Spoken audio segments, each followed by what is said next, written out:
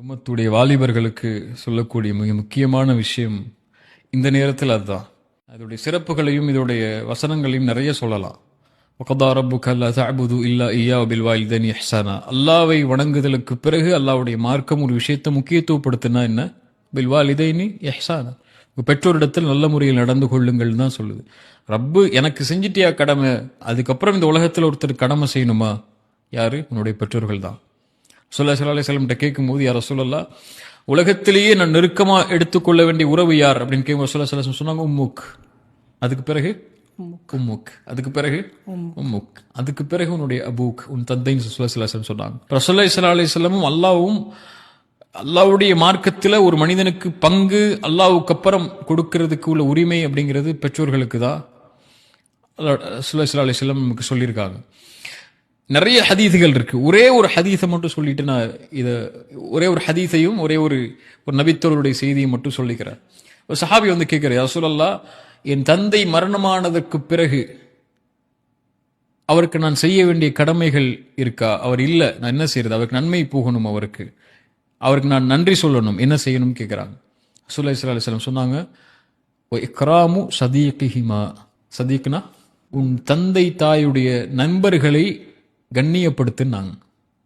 யாகை, ஒரு பெற்றோர் மரணித்ததற்கு பிறகு அவர்களுடைய நண்பர்களிடத்தில் கண்ணியமா நடந்துக்கோன்னு சொல்லக்கூடிய மார்க்கம் அந்த தாய் தந்தைட்டு எப்படி நடந்துக்க சொல்லும் இல்லையா?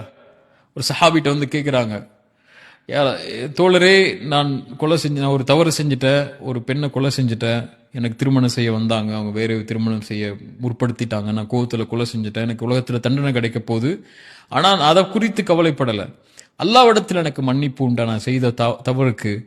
சஹாபி சொன்னாங்க, அல்லாஹ்விடத்தில் மன்னிப்பு உண்டான்னு கேட்குறியே, உம்மு கஹையா, உன் தாய் உயிரோடு இருக்கிறாங்களான்னு கேட்டாங்க. அவர் சொன்னார், என் தாய் உயிரோடு இல்லை அப்படின்னாங்க. சரி, அல்லாஹ்விடத்துல தௌபா செஞ்சுக்க, பாவ மன்னிப்பு கேட்டுக்கன்னு. அங்கிருந்த தோழர்கள் கேட்டாங்க, தோழரே, ஏன் அவருடைய தாய் உயிரோடு இருந்தீங்களான்னு கேட்டாங்க. அவர் செஞ்ச பாவத்துக்கு மன்னிப்புக்கு ஏன் தாய் உயிரோடு இருக்காங்களான்னு கேட்குறீங்க? அப்போ அவர் சொன்னாரு, தோழர்களே, இன்னி லா அலமு அமலன் அக்ரபு இலல்லாஹி அஸ்ஸ வஜல் மின் பிர்ரில் வாலிதா. அல்லாஹ்விடத்தில் நெருங்குவதற்குரிய ஒரு செயலை இந்த உலகத்தில் நான் பார்க்கல, ஒரு மனிதன் தன் தாய்க்கு பணிவிடை செய்வதை தவிரன்னாங்க. இதான் மார்க்கம். தாய் தந்தையை திருப்திப்படுத்தாம இந்த உலகத்துல எந்த ஒரு மனிதன் வாழ்ந்தாலும் சரி, அவனுடைய வாழ்க்கையே ஒண்ணும் இல்லாத வாழ்க்கை தான். அவன் அல்லாஹ்வுக்கும் நாளைக்கு மறுமையில போய் ரப்பை அவன் அடியான்னு நிற்க முடியாது, உலகத்திலையும் அவன் தோத்துட்டான்.